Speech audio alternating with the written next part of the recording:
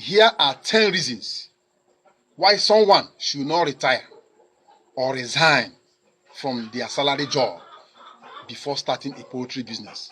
One is financial stability. Maintaining a salary job provides you a steady income, reducing financial stress during the initial stage of your poultry business.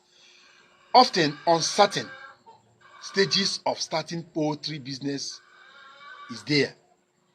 Early uncertainties are there in poultry business because it is a livestock business. Number 2 is startup cost. Starting a poultry farm requires significant investment in infrastructure, feed, equipment, and chicks and other utensils.